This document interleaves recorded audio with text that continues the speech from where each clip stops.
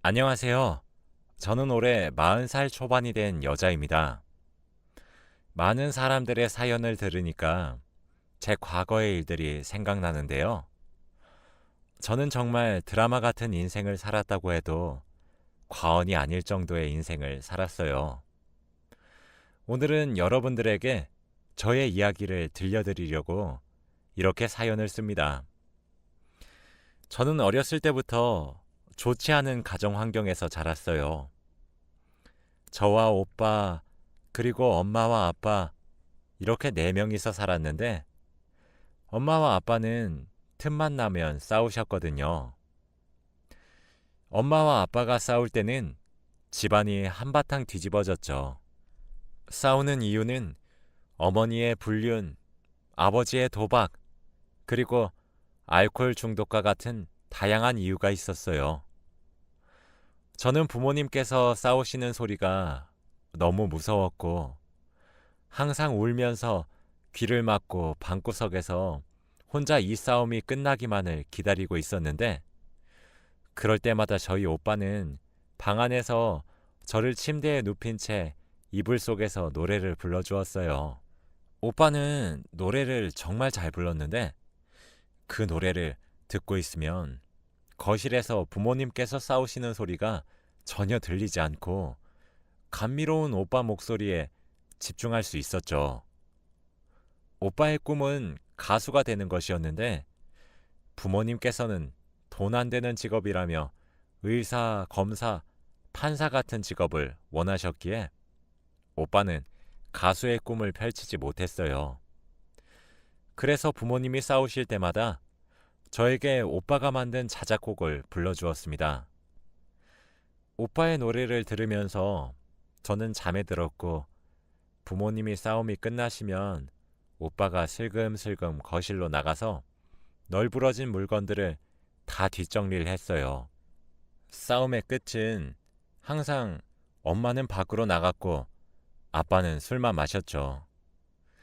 술을 마시는 아빠는 엄마가 나가고 나서 거실 뒷정리를 하는 오빠에게 화풀이를 하셨고, 오빠에게 폭력도 가하셨습니다. 어렸을 때 저는 오빠가 아빠에게 반항 한번 하지 않고 맞고만 있는 게 너무 답답하고 한심했는데, 지금은 얼추 오빠의 마음을 이해할 것 같아요. 저희 오빠는 저보다 너무 불쌍하고 안타까운 인생을 살았습니다. 저의 어릴 적은 이랬습니다. 정말 다른 평범한 집들이 부러웠고, 매일같이 졸업을 하자마자 이 쓰레기 같은 집구석에서 오빠와 같이 벗어나는 것이 제 꿈이었어요. 그런데 오빠는 저를 버리고 야반도주를 했습니다.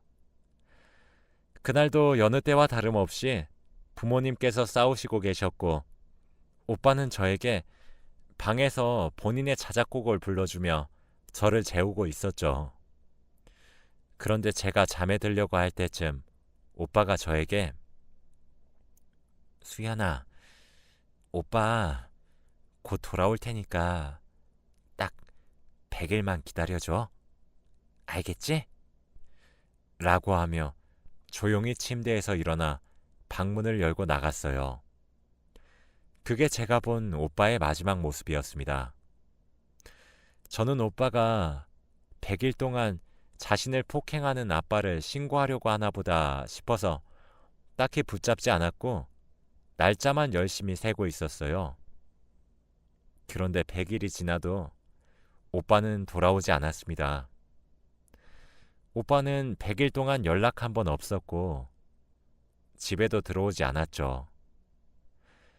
제가 의지할 사람은 오빠밖에 없었는데, 이 집구석에서 저 혼자 남겨지니까 오빠가 나를 버렸다는 생각이 들면서 너무 슬프더라고요. 그때는 연락할 방법도 없었고, 오빠는 성인이었던지라 찾아다닐 수도 없었습니다. 울면서 동네를 다 헤집고 다녀도 오빠는 없었고, 야반도주라서 아무도 오빠를 본 사람도 없었죠. 저한테 늘 따뜻하게 해주던 오빠가 저를 버렸다는 것이 실감이 나지 않았고, 오빠 없이 혼자서 아무것도 할 수 없는데 이렇게 무책임하게 저를 떠난 게 너무 미웠어요. 오빠가 집을 나간 동안 부모님은 결국 이혼을 하셨고, 집에는 저와 아빠만 있었어요. 저는 아빠와 제가 둘이 남겨지게 되면 아빠가 저에게 폭력을 가할까봐 최대한 둘이 붙어 있지 않으려고 했지만, 엄마와 이혼을 해서 싸울 일이 없어서 그런지 아빠는 저를 때리지 않았고, 집으로 와도 술만 먹고 계셨죠. 그렇게 한 지붕 아래서 서로 아는 체 하지 않고 각자 생활했습니다. 저는 고등학교 졸업을 하자마자 독립을 하자는 생각으로 공부를 정말 열심히 했고, 좋은 대학교에 갈 수 있었습니다. 그런데 제가 생각을 하나 못한 게 있었어요. 바로 등록금입니다. 저희 집은 정말 뼈저리게 가난했기 때문에 대학교 등록금을 낼 수 있는 돈이 없었어요. 그래서 어쩔 수 없이 저는 대학교를 진학할 수 없었네요. 고등학교 졸업을 하자마자 돈을 제일 많이 준다는 공장에 취직을 했고, 혼자 돈을 악착같이 벌었습니다. 그런데 제가 돈을 버니 갑자기 아빠의 태도가 달라졌어요. 바로 그만둔 줄 알았던 도박에 다시 손을 대신 겁니다. 그때는 월급을 현금으로 받던 시절이라 저 몰래 제 월급 봉투에서 한두 푼씩 가져가셨는데, 점점 가져가시는 액수가 커졌죠. 처음에는 저도 몰랐어요. 그런데 월급이 점점 줄어들고 동료들과 다른 액수에 의심을 했고, 그 범인이 아빠인 걸 안 뒤에 아빠에게 가져가지 말라고 화도 내보고 숨겨도 보고 다 했지만, 그럴 때마다 아빠는 눈이 반쯤 뒤집어져서 돈 가져오라며 저에게 성화를 내며 난리셨습니다. 저는 친구에게 제가 벌었던 돈을 맡겨달라고 한 채 돈이 어느 정도 모였을 때 집에서 최대한 멀리 떨어진 곳으로 독립을 했습니다. 20살에 타지에서 혼자 생활하다 보니까 정말 무섭고 외로웠는데 집구석에서 사는 것보다 나았죠. 그런데 저는 오빠를 정말 찾고 싶었습니다. 그때는 경찰들이 제 말을 들어주지 않았고 저를 정신병자 취급을 하면서 내쫓기만 했고, 오빠 친구들은 제가 하나도 몰랐기에 소식을 들을 수도 없었죠. 살아있는지 죽었는지라도 확인하고 싶어서 가족관계 증명서를 떼면 오빠는 아직 잘 살아 있었어요. 그렇게 오빠의 행방은 알지 못한 채로 저는 혼자서 살고 있었습니다. 혼자 사니까 이불 속에 들어갈 때마다 오빠가 예전에 불러주던 노래가 생각이 계속 나서 오빠가 너무 보고 싶었습니다. 매일 밤마다 제발 오빠를 만나게 해달라는 소원을 빌며 잠에 들었죠. 그렇게 한 몇 년이 흐른 것 같아요. 그동안 저는 직장에서 정직원으로 전환도 되었고 여유도 조금씩 생겼습니다. 그리고 딱 한 가지의 변화는 바로 남자친구가 생긴 거였죠. 정말 다정하고 멋진 사람이었는데 저의 모든 집안 사정을 알고도 저를 보듬어주는 사람이었습니다. 저희 가정 환경이 늘 저의 흠이라고 생각해서 매번 숨기고 다녔는데, 이 사람은 제 과거를 듣고 그동안 많이 힘들었겠네 라고 하면서 자기가 눈물을 흘리더라고요. 제 이야기를 들으면서 하나같이 저를 이상한 눈초리로 보는데, 이 사람은 뭔가 달랐습니다. 늘 공감해주고 격려해주면서 의지가 되어주는 사람이었죠. 그런데 이 사람은 또 부유한 가정 환경에서 자랐는데 호화로운 주택과 가정부가 여러 명 있는 그런 집이요. 다들 아시죠? 자신을 태우는 차가 따로 있고 마당도 아주 넓은 그런 집에서 살았어요. 이런 부잣집 도련님이 저 같은 여자를 좋아해 준다는 게 정말 신기했습니다. 아무튼 저와 남자친구는 정말 열심히 연애했고 서로밖에 눈에 들어오지 않았어요. 이 사람과 몇 년 동안 연애를 했는데 저에게 대뜸 프로포즈를 하더라고요. 저는 이 사람의 아내가 될 그릇이 되지 않는다는 걸 저도 알고 있었고 분명히 남자친구 집안에서 반대가 굉장히 심할 거라고 생각했어요. 그래서 처음에는 반대를 했습니다. 이 사람에게 제 속내를 다 이야기했지만 남자친구는 자신의 뜻을 굽히지 않았고 자기만 믿으라며 결혼을 하자고 하더라고요. 지금까지 너무 힘들게 살았으니 이제부터 평생 손에 물 한 방울 묻히지 않게 해주겠다고 하면서 말이에요. 솔직히 그 말에 저는 너무 흔들렸고 몇십 년 동안 쉬는 날 없이 돈만 벌었던 제 자신이 너무 불쌍해서 이제 조금 쉬고 싶다는 욕심이 생겨 프로포즈를 받은 것 같아요. 그런데 제 인생에서 휴식은 정말 욕심이었습니다. 남자친구네 부모님의 반대가 너무 심했어요. 당연히 이해합니다. 집안에 하나밖에 없는 아들이 이런 환경에서 자라온 여자와 결혼을 하겠다고 하는데 얼마나 속에 천불이 나시겠어요.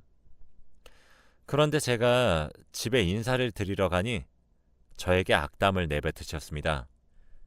저의 불우한 가정 환경을 듣고 저에게 엄마랑 아빠 둘 중에 한 명이 이상하니까 이혼했다는 거 아니니? 그럼 넌 그 유전자를 받았으니까 너도 이상하다는 거잖아. 어디서 너 같은 애가 우리 아들을 넘봐? 사람은 비슷한 사람을 만나야 하는 법이야. 이 결혼 절대 안 돼. 라고 하셨죠. 저는 평생 이런 말을 듣고 자랐기 때문에 타격이 없었지만 남자친구 부모님이 이 말씀을 저에게 하시니 정말 슬프고 자존감이 바닥을 치더라고요. 부모님이 이상하다고 저까지 이상한 사람 취급하는 건 너무 속상했습니다. 남자친구는 이 말을 듣고 자기가 불같이 화를 내면서 어머니, 아버지, 수연이 그런 사람 아닙니다. 제가 수연이 만나기 전에 어머니 아버지가 소개해 주시는 부잣집 여자들 다 만나봤지만 수연이만큼 진실함이 없었어요. 수연이랑 몇 년 만나면서 정말 많이 배우고 깨달았습니다. 결혼 허락해 주세요. 라고 했지만 그분들의 마음을 돌릴 수 없었죠. 남자친구 어머니는 큰 소리를 내면서 남자친구에게 화를 불같이 내셨는데 갑자기 화를 내시다가 뒷목을 잡으시고 쓰러지셨습니다. 거기에 있던 모든 사람들이 다 놀랐고 가정부들과 남자친구 아버지는 어머니를 데리고 방으로 들어가셨죠. 그때 남자친구가 저에게 사실 우리 어머니가 병이 있으셔. 이렇게 갑자기 화를 내시고 혈압이 오르시면 쓰러지셔. 라고 하더라고요. 저는 식사 자리가 끝나고 집을 데려다 준 남자친구에게 헤어지자고 했습니다. 갑작스럽게 이별을 통보받은 남자친구는 왜 그러냐고 물었고 저는 어머니도 아프신데 우리 이제 여기서 그만하자. 오빠, 나보다 더 좋은 사람 만나. 이게 오빠와 나를 위한 길이야. 라고 했죠. 오빠는 지방과 연을 끊을 테니 부모님 말 무시하고 둘이서 살자고 했지만 저는 그게 더 잘못된 행동이라고 말하고 집으로 돌아왔습니다. 집에 와서 저는 펑펑 울었어요. 현관문을 세게 두드리면서 오빠는 수연아, 수연아, 오빠랑 얘기 좀 해! 라고 했고 저는 열어주지 않았죠. 그렇게 남자친구와 저의 인연은 끝이 났습니다. 매일같이 울면서 잠에 들었고 다음날 일어나면 똑같은 일상을 반복했죠.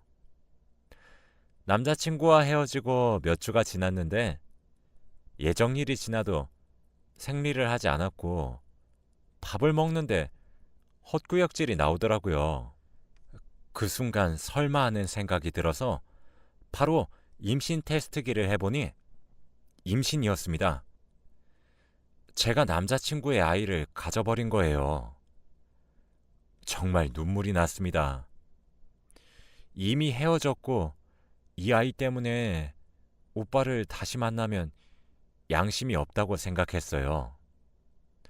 그렇다고 저 혼자서 아이를 감당하기에는 경제적으로도 너무 힘들 것 같았죠. 그래서 깊은 고민에 빠졌습니다. 제 주제에 아이를 키우는 건 사치라고 생각하던 찰나에 아이 초음파를 보는데 그만 아기 심장 소리를 듣고 말았어요. 순간 이 아이를 놓치면 이 심장 소리도 더 이상 들을 수 없겠구나 하는 생각이 들더라고요. 결국 저는 혼자서라도 아이를 낳아 키우기로 결정했죠. 여자 혼자서 아이를 키우는 건 정말 힘들다는 건 저도 잘 알았습니다. 그런데 아기의 심장 소리를 들으면 복잡한 감정들이 사르르 녹아내렸습니다. 그리고 이 아기가 제 인생에 행복을 줄 것만 같았거든요.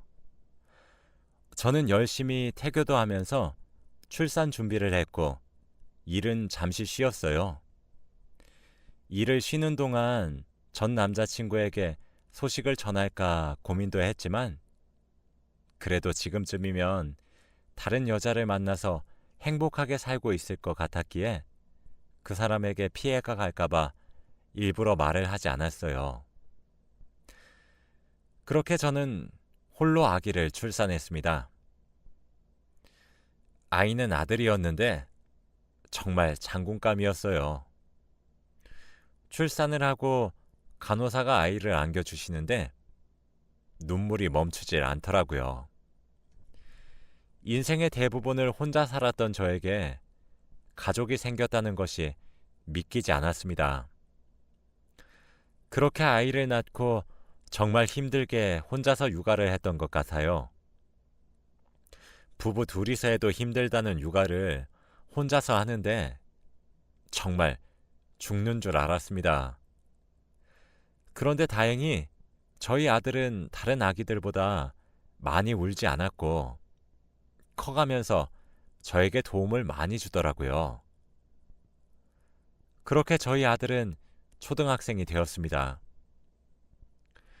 아이는 또래와 다르게 말도 잘하고 반항 하나 없이 자라주었고 엄마인 제가 아들에게 의지도 많이 했습니다. 정말 친구처럼 같이 사니까 행복하더라고요. 이 금쪽 같은 아이를 키우기로 마음먹은 걸 참 잘했다고 생각했습니다. 아이가 커갈수록 돈 드는 곳도 많고 일을 더 많이 해야 했지만 과거보다는 너무 행복했습니다. 아들은 공부도 열심히 하고 밥도 혼자 잘 차려 먹으면서 제가 힘들다는 것을 다 알고 있었어요. 아빠가 없어도 왜 없는지 물어보지도 않았고 혼자서 척척 자라는 아들이었죠. 그렇게 초등학교에 보내니 돈이 정말 술술 나가더라고요. 학용품도 사야 하고 옷도 사야 하고 정말 힘들었는데 학교에서 또 학급비를 내야 한다고 하더라고요. 그런데 수중에 있는 돈은 없었기에 아들 담임 선생님께 전화해서 하루만 미뤄달라고 했습니다. 다행히도 승낙해 주셨고 회사에 출근해서 가부를 받았죠. 그런데 그날 학교를 갔다 온 아들이 담임 선생님께서 자신의 학급비를 내줬다고 하는 겁니다. 저는 너무 놀라서 개인적으로 연락을 드렸지만 답장이 없으시더라고요. 전화도 받지 않으시고 문자도 답장이 없으셔서 일주일 후 학부모 참관 수업이라서 그때 얼굴을 뵙고 돈을 다시 드리려고 했습니다.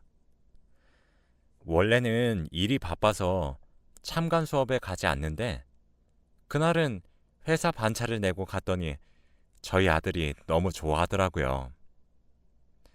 그때 앞문으로 담임 선생님이 들어오시는데 저는 담임 선생님의 얼굴을 보자마자 놀라서 아무 말도 할 수 없었어요. 바로 저희 아들의 아빠인 전 남자친구였거든요. 저는 입이 떡 벌어진 채로 그 사람을 응시하고 있었고 그 사람은 제가 올 걸 알았는지 눈이 마주쳐도 당황하지 않더라고요. 정말 시간이 어떻게 흘렀는지 수업은 귓속에 들리지도 않았고 그 자리를 박차고 나가고 싶었습니다. 그치만 아들이 저렇게 좋아하니 나갈 수 없었죠. 수업이 끝나고 학부모와 학생들이 모두 하교한 후 저는 아들 담임 선생님에게 갔습니다. 저희 아들은 잠시 친구들과 학교 운동장에서 놀게 하고 교실에는 저와 전 남자친구 둘이서 있었죠. 저와 그 사람은 앉은 채로 아무 말도 할 수 없었습니다. 정적인 상태로 몇 분이 흘렀고 그 사람이 먼저 말을 꺼내더라고요. 내 아들 맞지? 거짓말을 해서 아니라고 할까 했지만 저희 아들이 그 사람과 너무 닮았기에 아니라고 할 수 없었어요. 저는 고개를 끄덕였고 그 사람은 한숨을 푹 쉬며 왜 자기한테 말 안 했냐고 하더라고요. 다른 사람 만나고 있을 것 같았고 아이 때문에 다시 가는 건 양심 없는 짓이라고 생각했어. 수연아, 나 너랑 헤어지고 그 길로 집 나왔어. 여자 한 번도 만난 적 없고 교사도 혼자 임용고시 쳐서 부모님 도움 없이 된 거야. 그런데 우연히 우리 반의 엄마가 너인 걸 알게 된 거고 그렇게 전 남자친구와 저는 그동안 어떻게 살았는지 이야기를 나누며 연락을 하기 시작했습니다. 아들에게 아빠인 티는 절대 내지 않기로 했고 아이가 조금 크고 받아들일 수 있을 때 이야기하자고 했어요. 그렇게 저는 남자친구와 조금씩 연애 초창기의 기분도 물씬 내면서 행복하게 살고 있었죠.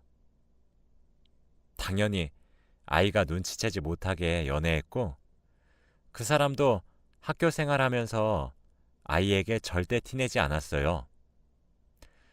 정말 인생에서 제일 행복한 나날들을 보냈다고 해도 과언이 아닌 몇 주를 보낸 것 같네요. 그런데 하늘도 무심하시지. 제가 행복한 꼴을 도저히 못 보겠던 건지 제가 암에 걸리고 말았습니다. 나이도 30대 초중반이었는데 배가 조금씩 아팠던 게 낫지 않아서 병원에 가보니 대장암 초기라고 하더라고요. 저는 너무 당황스럽고 순간 아들의 얼굴이 머릿속에 지나가면서 어떻게 해야 할지 몰랐습니다. 의사 선생님 말로는 지금 당장 수술하면 살 수 있다고 했지만 저는 수술비가 없었어요. 아이 아빠는 집을 나와서 이제 부잣집 사람도 아니었기에 빌리기에는 너무 미안했죠. 저는 우선 검사 결과지를 들고 병원에서 나가고 있었는데 갑자기 제 귀에 익숙한 노랫소리가 들렸습니다. 그 노래를 듣자마자 눈이 크게 떠졌고 노래가 들리는 곳으로 따라갔습니다. 노래를 부른 사람의 얼굴을 보자마자 저는 눈물이 흘렀어요. 몇십 년 전에 사라진 저희 오빠가 거기에 있었거든요. 오빠는 의사 가운을 입고 환자들에게 노래를 들려주는 작은 행사에서 어릴 적 저에게 들려주던 자신의 자작곡을 부르고 있었죠. 저는 곧 죽을 때가 돼서 헛것을 보는 건가 싶어 두 눈을 비비고 다시 보았지만 오빠가 확실했습니다. 그때 노래를 부르고 있던 오빠와 저는 눈이 마주쳤고 오빠는 노래를 갑자기 멈추고 무대 위에서 얼었죠. 저는 울면서 오빠를 바라보고 있었고 오빠도 울면서 저를 바라봤습니다. 관객들이 갑자기 노래를 멈추고 우니까 오빠의 시선이 향하는 저를 바라봤고 저는 시선이 민망해서 자리를 피했죠. 그때 오빠가 뒤따라 나와서 제 손목을 잡았습니다. 저희 둘은 아무런 대화를 나누지 않았고 바로 안으며 펑펑 울었어요. 조금 진정이 되고 나서 오빠에게 덜컥 화를 냈어요. 도대체 어디 있었어? 왜 연락도 안 하고? 오빠가 나 버린 줄 알았단 말이야. 전 그렇게 오빠의 이야기를 들을 수 있었습니다. 오빠는 그때 의대에 합격해서 등록금을 벌기 위해 하루 종일 일을 하는 곳으로 들어가서 혼자 등록금을 벌었다고 해요. 그렇게 겨우 돈을 벌고 의대에 합격했는데 생각 외로 공부할 게 너무 많았고 집으로 갈 수 있는 시간이 나지 않았지만 겨우 시간을 내서 집에 가니 그땐 이미 제가 집을 나가고 없었다고 하더라고요. 연락을 할 수도 없었고 아무도 행방을 몰라서 오빠도 저를 찾고 있었다고 했습니다. 오빠는 이야기를 다 끝내고 제 손에 있던 검사지를 발견한 후 그거 뭐냐고 물어보더라고요. 저는 아무것도 아니라고 했지만 오빠는 검사지를 빼앗아서 읽고 표정이 굳어졌습니다. 오빠는 자신이 수술해주겠다며 지금 당장 입원하라고 했지만 저는 할 수 없었죠. 왜냐하면 수술비가 없었으니까요. 오빠는 제 상황을 눈치채고 제 어깨를 잡으며 수연아, 이제 돈 걱정하지 마. 수술비 오빠가 낼게. 그동안 오빠가 못 해준 거 갚는 거니까 부담 갖지 마. 라고 했죠.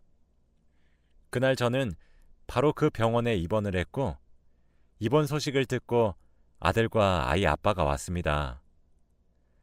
저희 오빠는 제 상황을 다 듣고 아들 보고 네가 내 조카구나 하며 안아주었어요. 아들도 다행히 저희 오빠를 좋아하는 듯 보였고 저는 바로 다음날 수술을 했습니다.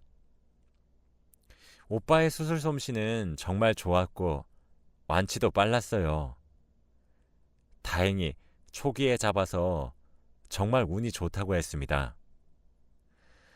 아들은 이제 고등학생이 되어가고 있고 사춘기가 와도 저에게 반항 하나 없이 지내주고 있고 그동안 아이 아빠를 소개했습니다. 처음에는 당황하는 듯 했지만 나중에는 예상하고 있었다고 하더라고요. 아이 아빠인 건 몰랐지만 저와 그 사람이 연애를 하고 있다는 건 눈치채고 있었다고 합니다.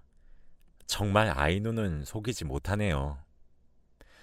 지금은 아이 아빠와 저는 늦은 결혼 준비를 하고 있고 아들도 적극 찬성하고 있어요. 제가 행복하면 자기도 좋다고 하면서요. 정말 아들 하나는 잘 낳은 것 같습니다. 지금 생각해보면 정말 드라마 같은 인생을 살았던 것 같아요. 불우한 가정 환경 속에서 자랐지만 지금은 너무 행복하네요.